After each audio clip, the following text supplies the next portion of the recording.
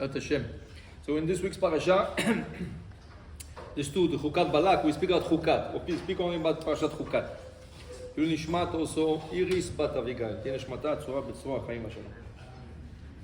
This week's parasha opens up a way to look at the Torah's mitzvot. So sometimes we feel like we want to understand, we want to do, but this week's parasha is teaching us something about how to apply mitzvot on a daily basis, and how to look at our lives, right, in perspective with the Torah. So let's see something interesting. The parasha opens up with a mitzvah which is a very rare mitzvah. This mitzvah existed only 9 times since the creation of the world. Since the world was created, Am Yisrael as a nation was able to practice this mitzvah only 9 times. And the Midrash is telling us that 10th time is going to be when Mashiach comes. If we'll be able to do this mitzvah again, means Mashiach is going to be here. This mitzvah is called Para Aduma, the red heifer, or the red cow. Okay? So the Torah says you have to take Para Aduma Temima. The cow has to be completely red. 2 black hair renders the whole cow, can weigh a ton, the whole cow is not kosher. Doesn't make a difference where's the hair. If it's in the on the neck, on the ear, any part of her body, 2 hair. So you understand, in order to make sure this cow is kosher, she has to be examined for a few days and make sure go all over from the head to the tail to make sure there's no 2 black hair on this cow. Okay? So it says over here, you take this cow and you give it to Elazar Kohen, the son of Aaron Kohen. He takes it outside the camp and he slaughters it. Now, when he slaughters it, he has to burn it. He has to burn the cow. So he has to burn it completely. You take 1 ton of an animal, of a cow, and you have to burn it. It has to go to ashes. It has to, at the end of the day, it burns, till it's completely ashes. As it's burning, the Torah says, as it's burning, you have to throw inside a stick of cedar tree, right? And you have to throw inside, if you're Moroccan, za'atar. Okay, this is what you have to throw inside. It's called ezov, but in simple language is za'atar, right? And as it's burning, you burn everything together, and then you take the ashes, v'lakach hakohen etz erev ezov, and then you have ashes which are now able to purify any impure person. The highest level of impurity is called tum'at met. If somebody gets close to a dead body, he gets close, like 6 feet close to a dead body, and for sure if he touches a dead body, he becomes impure for 7 days. He cannot become pure again unless he's sprinkled with the ashes of Para Aduma. Those ashes are going to be mixed with water coming from a live source of water, right? Like spring water. You put some ashes inside, and the person which is impure, you're going to ask him to come to the Kohen twice during the 7 days of purity.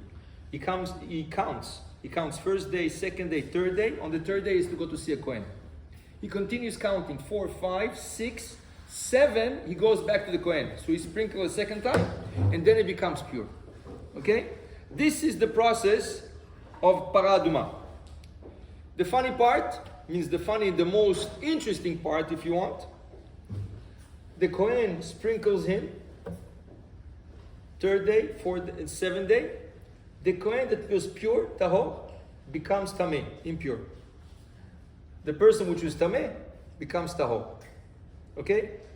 From Bereshit, from the time of Moshe Rabbeinu, from the time of King Solomon, no one figured out how does it work.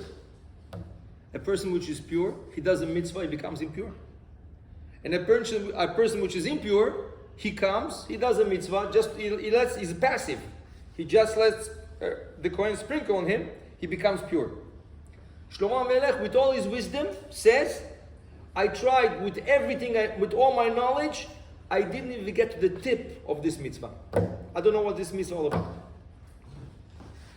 But this is really in general the mitzvah. This is the mitzvah. I want to read to you what it says in the Midrash.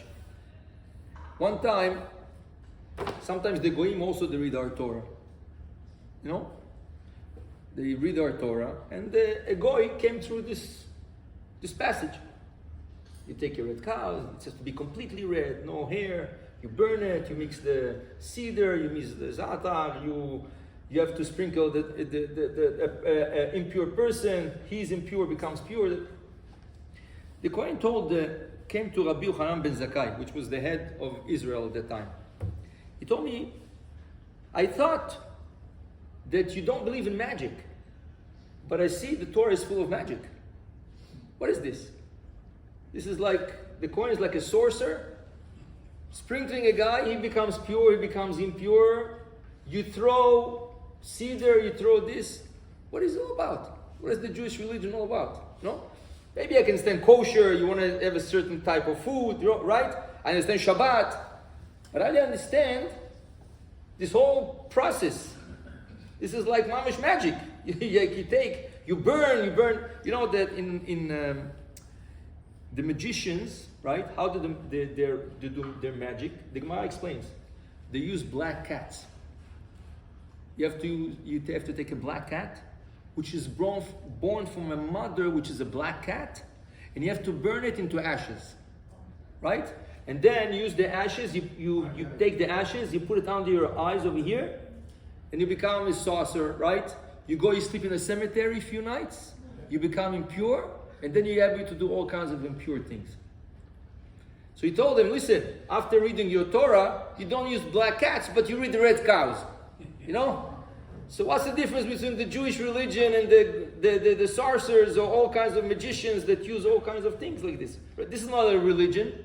This is a practice of magic. What is it all about? So the Goy said, I don't understand your mitzvah. So Rabbi Yochanan answered in the following way. Tell me, if somebody gets hit by a bad spirit gets into him, right? In the olden days, up to 300 years, 400 years ago, there was what's called the dibuk. The dibuk was souls or spirits getting into person's body, right? Till the Maharal of Prague came, and the Maharal of Prague made a decree that those souls anymore cannot go into people's bodies anymore. They cannot be in the city even. They must run to forests, they must run to deserts. They cannot stay in the city with people. And he made a tikkun for everybody. But up to then, it was very common people would get a dibuk. Like a person would go on the street, a soul would come, boom, goes into him. All of a sudden he speaks in a funny way. He demands all kinds of funny things. He says all kinds of things because he's possessed. He's not himself. Okay? So Rabbi Yochanan ben Zakkai asked the Goy, tell me, did you ever hear about the dibuk, a soul coming into a soul, into a body, or a bad spirit come to your body? He says, yes. He says, what do you do in your religion? What would a Goy do? He said, we'll go to a sorcerer. He uses all kinds of herbs. He takes herbs, he burns them, and he makes the person walk over the smoke, right? And then he says, he would say all kinds of things, and then the person would cure. So Rabbi Yochanan told them, so what do you want from our religion? Our religion is exactly the same. We take 2 herbs, we burn it with the red cows, right, a cow burning, and he says few words, and it makes him pure. He says, what, are we doing anything different that you guys doing? So the guy said, okay, Toda Rabba, I understand. And we left. But the students of Rabbi Yochanan asked him, okay, this is what you answer him, but why are you going to answer to us? You can tell this to a goy. Maybe he thinks he understands, but why are you going to answer to us? How do we look at this? Yeah? How do we look at this? So Rabbi Yochanan told them, חייכם, לא המת מטמא ולא המים מטהרים, אלא הקדוש ברוך הוא, חוקה חקקתי, גזירה גזרתי, אתה רשאי לעבור גזירתי. Here, הקדוש ברוך הוא wants to teach us a lesson. What's the lesson? The lesson is, sometimes things are illogic, and sometimes you have to do things that you don't understand. We do not have to always understand what the Torah wants from us. We do not always have to want to do only things which are logic, and which are not logic, which I'm not connecting with. Some people tell you, I don't connect to this mitzvah. I don't understand. Some people connect only to things that they understand. The Torah and this mitzvah, this specific mitzvah, I'm trying to tell you, your connection to Torah from now on is going to be without understanding. You're doing... Exactly. So basically, it's called, in other words, emunah. Like one of the Rebbe said, what's emunah? Emunah starts where your intelligence stops. When you don't understand anymore, that's where your emunah starts. If you understand, you don't have emunah. If you do something because you understand, you're not doing it with belief. You're not doing it with emunah. You're doing it because you understand. This mitzvah is coming to teach you, right? There's no logic whatsoever, to the point that Shlomo HaMelech said, with all my wisdom, I didn't find any drop of logic in it. Why would the Kohen pure become impure, and why the impure person become pure? Why do I have to use a red cow? What's the significance of the red cow? Right? What's the significance of throwing those herbs into the fire? He says, no, it's ununderstandable. It's not something we can understand. There's no logic. Says Hashem, that's exactly what I want from you. I want you sometimes to apply mitzvot without understanding. Right? And even if you'll ask somebody, he will tell you he doesn't know. Like this mitzvah, no one knows. No one knows. So don't hope one day maybe I'll get older, or maybe I'll find a big rabbi. Even if you find Shlomo HaMelech, he's going to tell you I don't understand. That's the idea of this mitzvah. Why? So I'll tell you a story and I'll come back here. There's a rabbi, a big rabbi in England. He's called Rabbi Donor. He's a big dayan. He's also not only big dayan, he's also a very big man. He was saying over, one time, he was coming out of the synagogue Shabbat. And there's a lot of people coming, it's like 100, 150 people coming out from the synagogue. And one of the members wanted to talk to him. And by mistake, he told them, doctor. So he turned around, he says, whoa, sorry, Rabbi, sorry I called you doctor. He says, no, it's the first time somebody flatters me. Thank you for calling me doctor. So the person wasn't sure, he's making fun of him, what is the rabbi trying to say exactly? No, you have to understand something. Imagine the prayer finishes, a rabbi and a doctor go back home. Right? The rabbi comes back home and he's a little bit upset. So his wife told him, Makara, what happened in synagogue? He says, there was a guy who was talking in the Beit Knesset. And I was trying to tell him, listen, it's a synagogue, don't talk at the tefillah, And the guy looked at me. And then there was another guy, his talit was put the wrong way. So I was trying to put his talit the right way. So he went like this, hey, don't touch me. He says, what is this? I'm trying to help them. He says, at the same time, at the same moment, the doctor came home. He's all happy. Why? He says, he went over to one of the congregants. He says, hey, you don't look good. You're too pale. Someday, come to my house. I'll make small blood test. I mean, no blood pressure, the blood pressure and everything. And the person hugged me and he kissed me, He said, oh, thank you. What, Shabbat? You care about me? I mean, Shabbat, you care about me? Psh, you're a great man. Start to bless me, right? So the rabbi said to the person, you call me doctor? Thank you.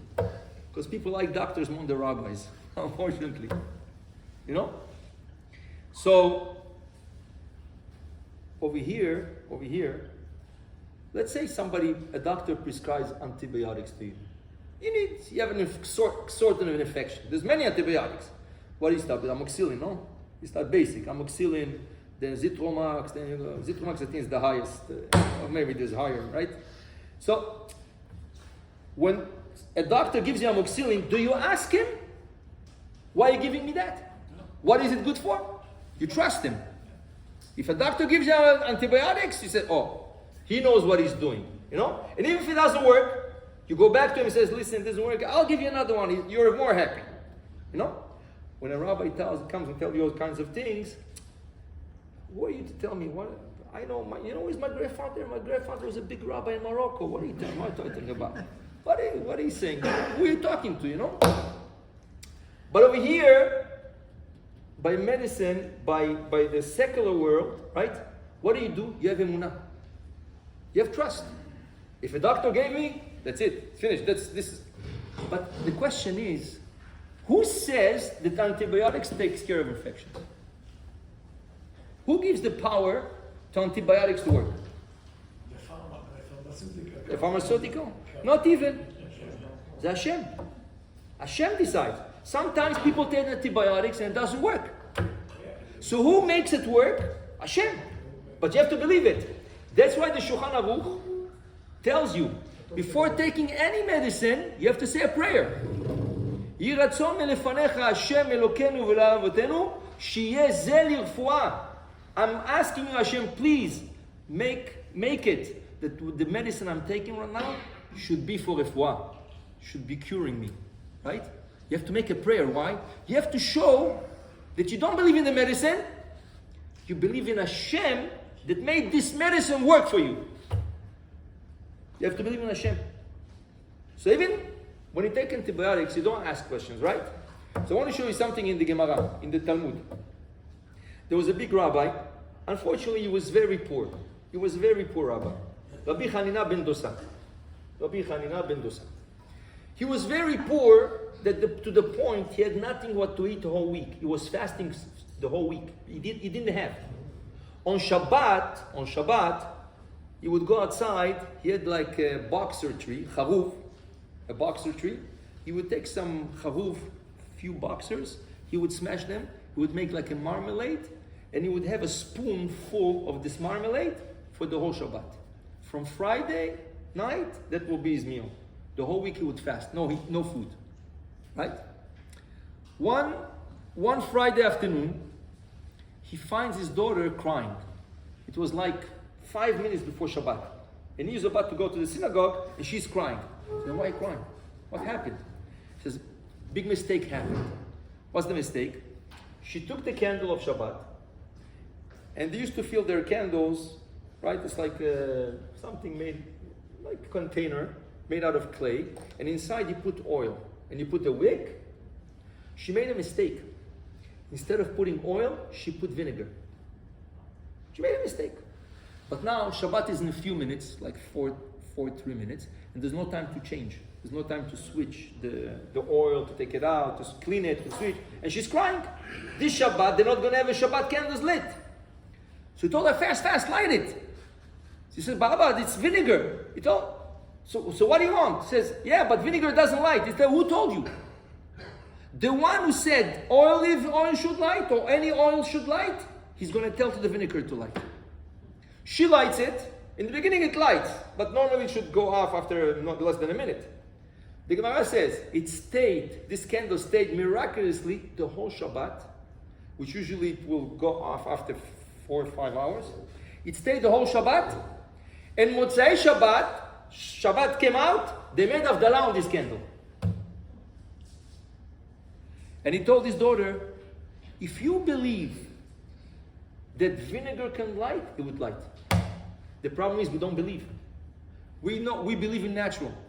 We say, olive oil lights, you cannot put vinegar because vinegar can light. Who told you that? Who told you that?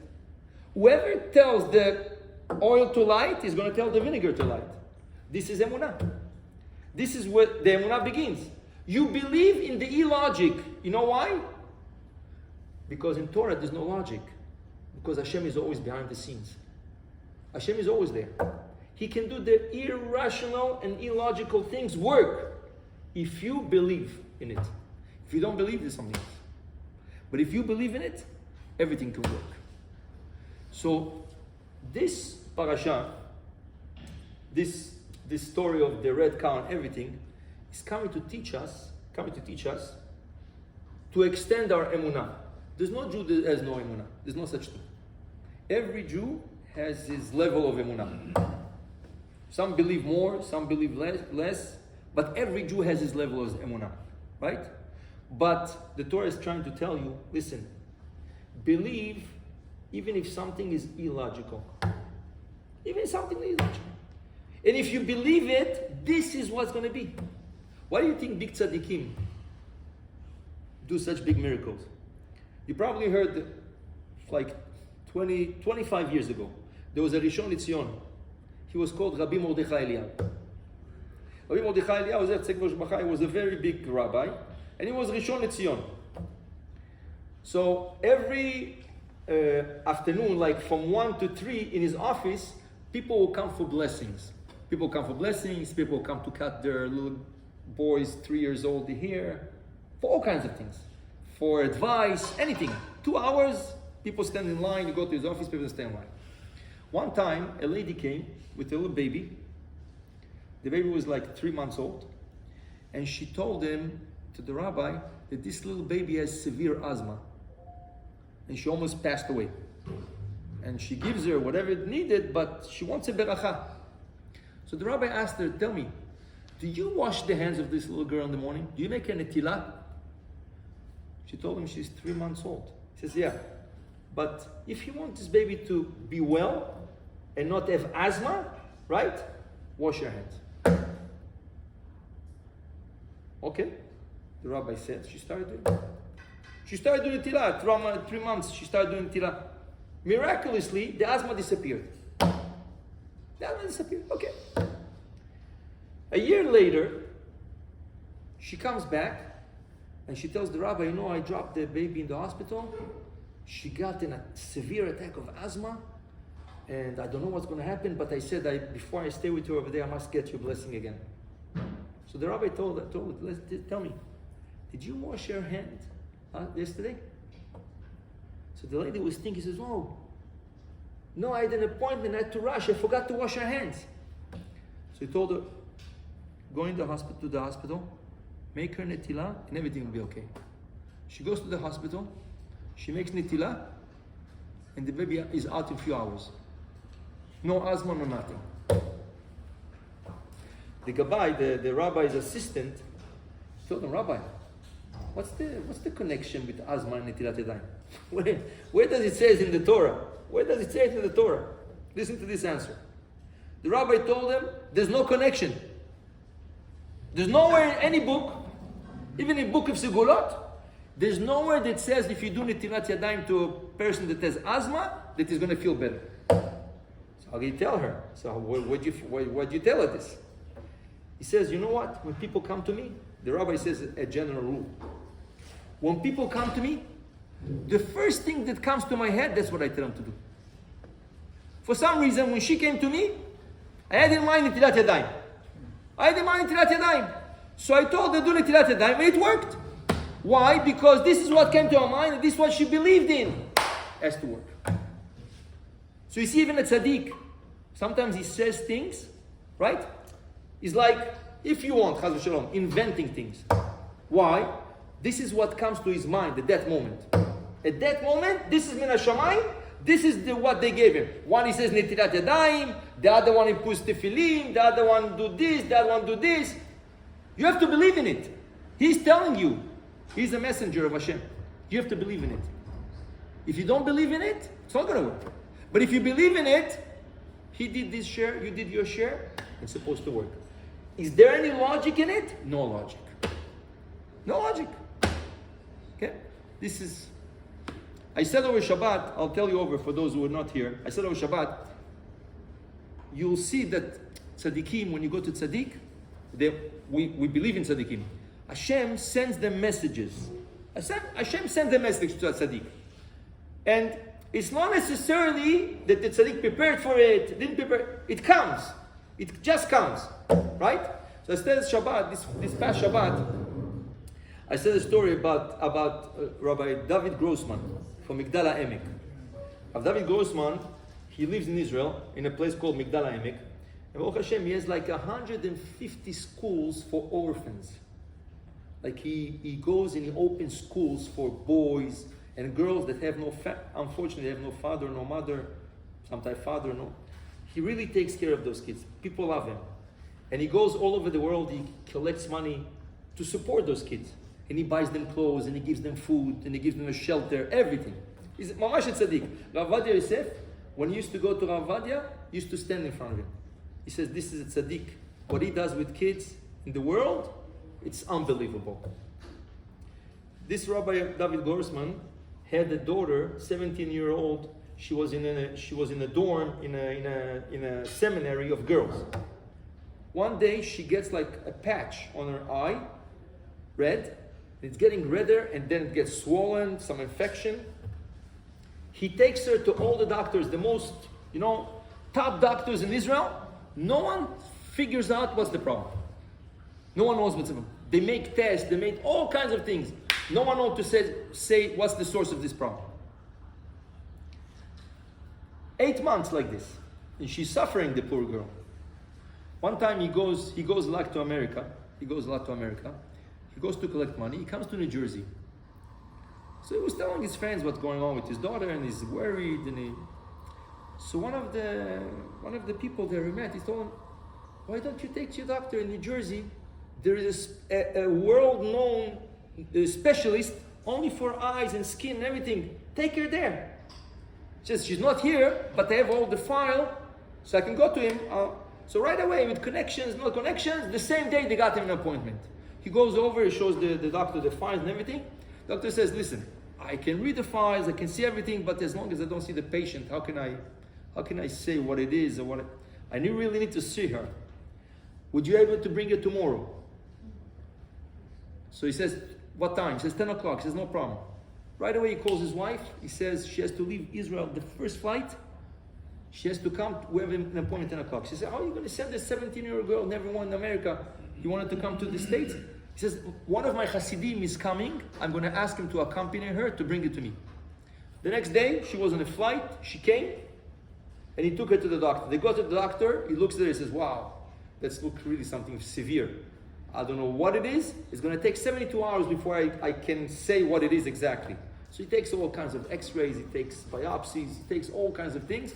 He tells him, "Come back in 72 hours. I'll tell you exactly what I found." They go out of the office, and the girl, it's the first time in her life in America. So she asked her father, "Abba, we're in America. I always wanted to see the Lubavitcher Rebbe. So maybe you can go see him." So okay, they have nothing what to do. So he said, "Okay, I'll take you there." So he takes her there, and they get, before the Rebbe is about to come to 770, to the building. And usually over there, the way it works, men stood on one side and ladies stood on the other side. So he stands on one side, and his daughter stands on the other side. And they're in front of each other. And they're waiting, and all of a sudden, everybody shake it, the Rebbe comes. So he said he doesn't know how, but he got like force, like something pushing him. He jumped out of the line into the Rebbe's path. No one ever does that. It's against the protocol. It's like the king passes and you stand in front of him. So you go stand in front of the Rebbe, and the Rebbe said to him, "What? So he told him, "Please, my daughter needs help." So he told him, "Where is the daughter?" She says, "Over there." So the Rebbe looked at her like this, half an eye, like this. He looks at her. He says, "Check the mezuzot, and don't worry, everything is going to be okay. And soon she's going to get married also." Okay? Right away he calls his wife in Israel. "I want you to bring a sofer to the house to check all the mezuzot. And I want you also to check the mezuzah in her dormitory where she sleeps." They check the mezuzot of the house, everything is kosher. They check the mezuzah in the dormitory. "Va'elot al yadecha ultotafot ben enecha." The word enecha is erased.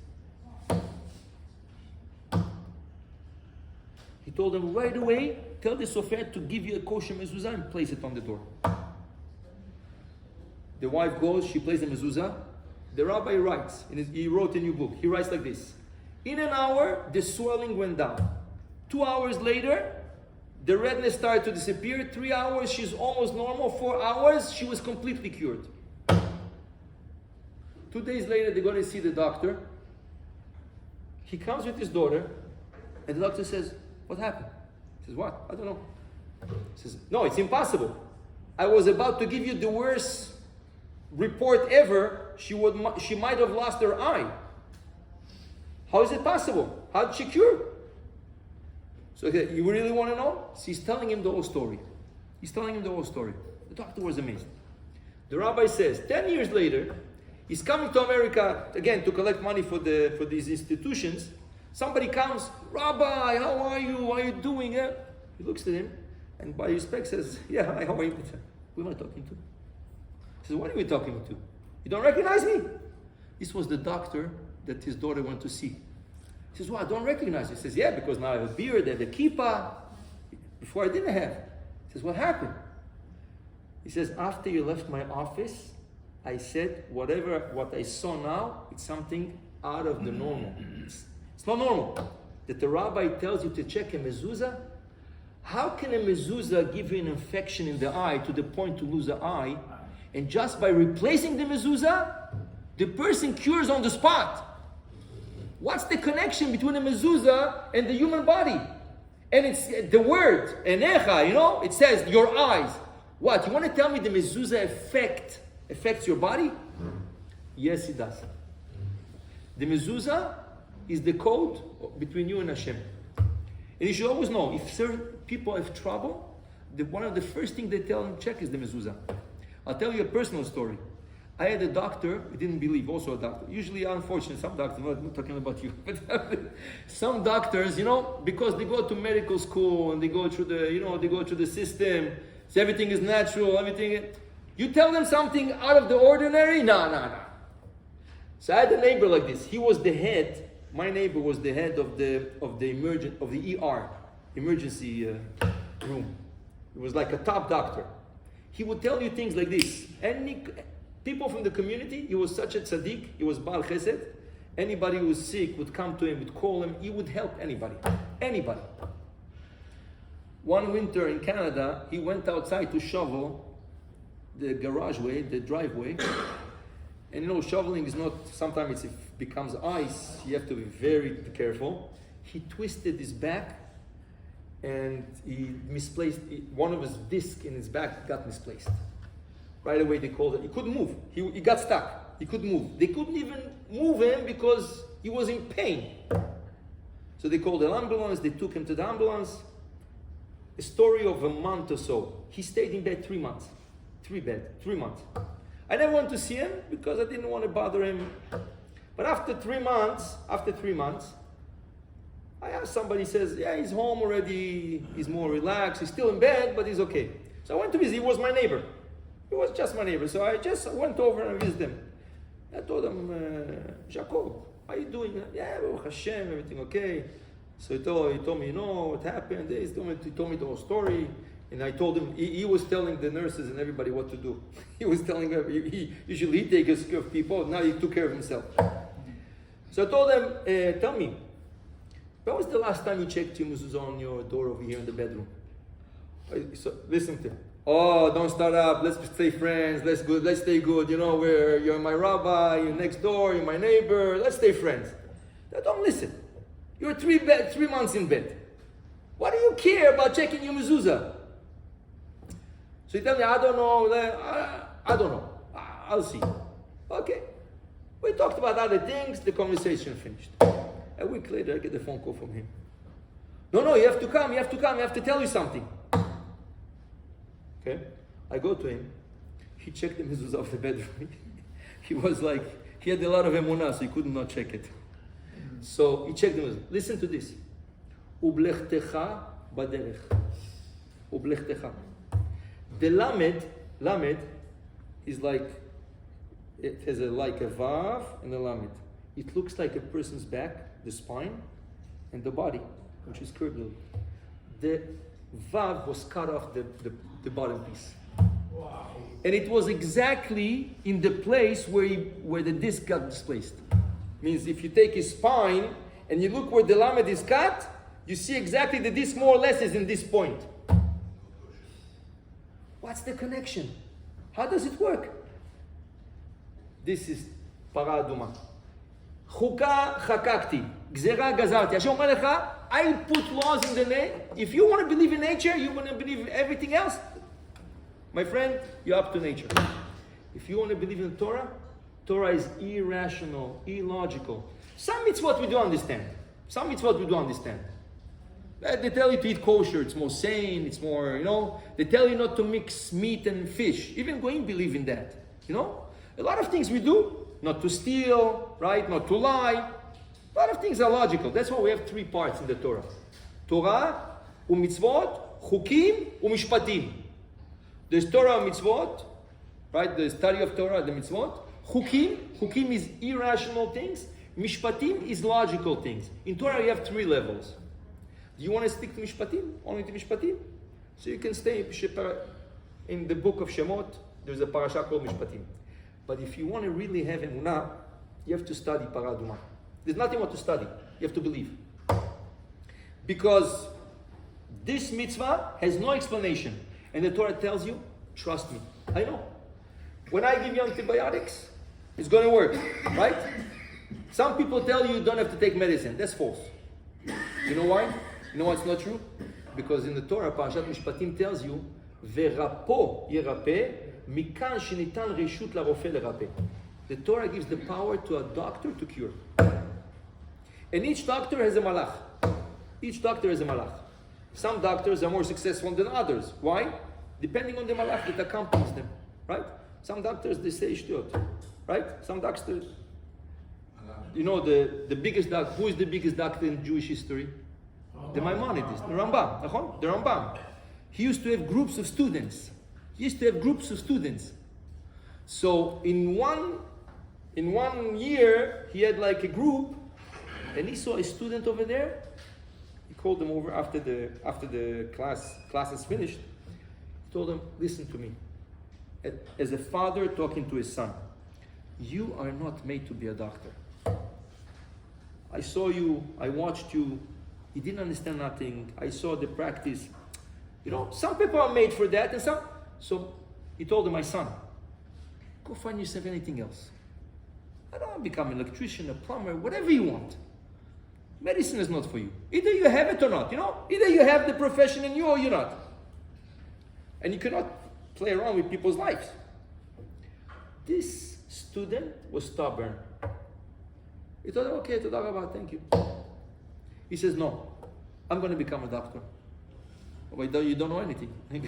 He passed 2 years with the Rambam, the best doctor, the best teacher, and he didn't understand nothing. How are you going to do that? So he remembered that the Rambam said that a lot of problems people have in their body, it comes from the digestion system. If your body is not fully clean, that's when all sicknesses start. So he decided one thing. You know what I'm going to do? I'm going to buy a pack of laxatives, and whoever is sick, I'm going to give him a pill. And his system is going to clean, it's going to cure. So, laxative cures people since when? I don't know. But he started to do that. He believed in it, and he started to do that. So he opened a clinic, doctor, Just, a lot of people don't know. They go, they see a clinic, they go. The first patient comes, I have headaches, migraines, this. He takes laxative. Take it once a day for 7 days. After a week, he sees the guy is okay. What's the problem? Oh Hashem, it worked. Oh Hashem. And then the second guy, the third guy, people, he cured people. So one time, in the city, there was a guy, he lost a donkey. And he was looking all over for the donkey. He couldn't find him. So somebody told him, there's a new doctor over here. He makes miracles. Maybe he's going to make a miracle for you. You never know. Go see him. He goes to see the doctor. He tells him, listen, my donkey eats my parnasah. He says, no problem. Here's a pill. You take it for 3 days, you're going to find your donkey. What? That's it. Okay. The guy took it. 2 days later, the guy's looking for his donkey. He had such a stomachache. And back then there was no bathrooms or something. So he looked, and he found a house which is broken down. And he says, that's the only place, the only bathroom that. So he runs over there. He goes. He does what he has to do. He turns around. What does he see? His donkey. He found his donkey. He says, wow, He went and he told all his neighbors, all his friends. So people started to say, this is not a doctor, this is a mekubal. So people started to stand in line for him. And he was curing everybody with laxatives. The Rambam heard about it. He said, one night, you know that the Rambam used to do the beginning of his day, he used to work by the royal house. He was used to cure the king and his children and his wives and everybody. Towards midday, he would go to visit villages. And then he would, towards the night, he would go to his clinic and people would come to visit him. It was a whole day. To the point he writes, in one of his books he writes, I would see people till I would not pass away, like fall asleep. And he says the last few hours, when he wrote already prescriptions, he would be lying in bed. Like he would see people still, he would tell them what to do, he would write prescriptions, he couldn't stand. That was every day. He writes it on himself, every day. Chesed, with people, you know. One day he was so tired, the Rambam was so tired, came back home, and he wanted to eat like a dinner, something light. And he didn't pay attention, he was so tired, he ate like a chicken wing and with the bones, and the bone got stuck in his throat. And he started to cough, it's not coming out. Took water, not coming out. So somebody was there, he started to tap his back, he started to, nothing. And he became also almost blue. So they got worried, so right away the guy started screaming, hey, help, the Rambam is up. So the student wasn't even so far, so right away somebody went and he called the student. He called the student, and the student, right away, it's his rabbi, no, it's his teacher. He came rushing to see the rabbi, the Rambam. As he saw him, the Rambam saw him, he started to laugh. He burst in laugh. He was laughing, the bone came out. So people say, you see? This is something. So they asked the Maimonides, why did you laugh when the guy came in? Why, when you see a doctor, you start laughing? He says, no, I remember the story of the donkeys, made me laugh. So they ask him, Kvodo, what's the story of this student? You said, he says, he's not a doctor. He's never going to be one. He has luck. He has a mazal. He cures with his mazal. This is the thing. He says, him, never is going to be a doctor. But how does he cure with laxatives? Mazal. So each Rofeh has his mazal. Each doctor has his luck, his mazal. Now, his mazal can be good for you only if you believe in it. If you don't believe in it, it's not going to work. Understand? He has to use antibiotic, he has to use all kinds of blood tests, everything. Because Torah says, V'rapoi rapeh. The Torah says that. Right? But how does he cure? The cure comes from Hashem. So basically, we have to stop thinking that everything in life is natural, everything is logical, everything is rational. If you really want to be connected to Hashem and really be close to Him, you have to start having emunah on a higher level. Everybody has emunah. Every Jew has emunah. Every Jew has it. Some very low level, some higher level. But we have to start working on our emunah. If we have emunah, right, life is going to be different. Why? Because sometimes things that people tell you, oh, this no good, this not succeed, this that, and you believe in it, it's going to be good. So this is the story of Paraduma. Why does he become impure? He becomes pure, he becomes impure. Why red? Why burn? Why put those things? Houkat-You. It's a law that I want you to follow to the point. Why? For sure it has an explanation. For sure. If Hashem said that, it has an explanation. He doesn't want to tell us to us. You know why? Because He wants us to have emunah. He doesn't want us to believe because. So Hashem, what does He do? The only person, the unique person, since the creation of the world, till Mashiach is going to come, the only person who knew about this whole story was Moshe Rabbeinu. When Moshe Rabbeinu was 40 days and 40 nights on Sinai, Hashem told him exactly how it works. What's the secret of this thing? Hashem told him exactly how it works. Why didn't Moshe? Why didn't Moshe? He's not allowed. Hashem told him, I'm telling it to you, you're not allowed to tell it to anybody. For them, it's a hukah, hok. Hok means unexplicable, ununderstandable, no rational, nothing. They have to do it because of that. So that brings us, before we finish, that brings a very interesting Rashi. Rashi says the following thing. If a guy comes over to you and tells you, did you ever try Big Mac in McDonald's? Big Mac. That was a Big Mac? McDonald's. Hamburger, cheese, right? All kinds of tolaim. Everything packed up in one sandwich, you know? And you just pay $6. You don't have to pay $60. I don't know how much it costs. If somebody tells you, did you try? I said, no, chas v'shalom, ma pitom. I'm not even getting close to the smell. But he's telling you it's good. Says Rashi, listen what Rashi says. Never say that not kosher is not good. Don't say that. It's not true. Some not kosher food are very good. Never say that. Some not kosher food are very good. It's a fact. It's not like somebody's telling you stories. You know? As much as you want to make good kosher food, you can never make it as good as not kosher. You know why? Because there's certain ingredients which make the food so good that we are not allowed to use. And since they're using them, their food is much tastier than ours, much better than ours, right? Says Rashi, never say not kosher food is not good. Don't say I don't like whatever, this Big Macs, I don't like, don't say that. Say, you know what? I like it. I would really like to taste it even. But one thing, Hashem told me not to. What's the logic? What, you cannot eat something? Houkat-You, gzerah, it's a decree, it's a law. What do you mean? You're not supposed to enjoy life? You have to enjoy life. You have to taste everything. Yeah. But when you go under the decrees of Hashem, the Torah tells you, hey, there's rules. Right? What's the logic? No logic. I have emunah. If Hashem tells me don't eat this, as good as can be, Hashem knows it's not good for me. Right? It's like if a doctor would tell you a story. A boy made tshuva. It's a real story. There was a boy, he was chiloni, he was completely not religious. He made tshuva, he went to yeshiva, he started to wear black hat, he started to study. So his mother always used to prepare a certain food, and he used to like parsley.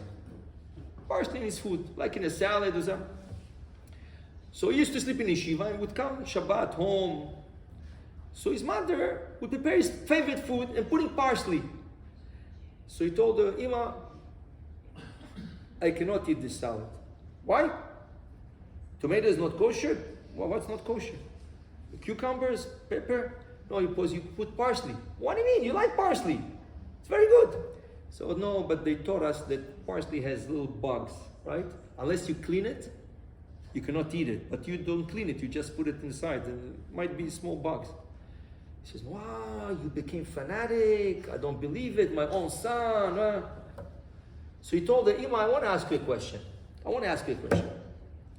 If you will take your son to the doctor, because he has a certain problem, and the doctor says, lady, you want your son to feel good? Don't give him parsley. It's not good for him. What would you do? Never I'll give you parsley. Ana bibas. I'll give you parsley. I want to kill you. Chas v'shalom. They said, why is the Torah different? Hashem knows better. Hashem tells you, whatever little bugs, lettuce, parsley, clean it or buy it already checked out. But there is ways to eat it, right? So because Hashem is telling us we don't care, and when a doctor tells us we do care, that's chukah. That's chok. The chok is, the law is, I don't understand. What's the big deal to eat a small bug? Is there a big deal to eat a small bug? You know now in France, you know what's happening in France now? In France now, they start to make food with insects. You have macaroni insects. Like they take insects, they make them into macaroni. You look at the macaroni, it looks exactly like macaroni. But on the bag said made from insects. And not only macaroni, they make so many things. And it's becoming more and more popular that people run for that. Who knows what's going to be in 10, 15 years? You know? And the Torah, what does the Torah says? You're not the same. You're not allowed to eat that. Why? All the goyim, they're healthy. You look them out, look, they're so healthy. I have the laws for you, but I care about you. Whatever they want to do, let them do. But I care about you. If we believe and if we do, that's the biggest refuah. and the biggest Yeshua. And remember, tzaddikim, when they cure you, their connection to Hashem. Hashem just sent the message. Sometimes what He tells you to do has nothing to do. But if you believe in it, this is exactly what's going to be.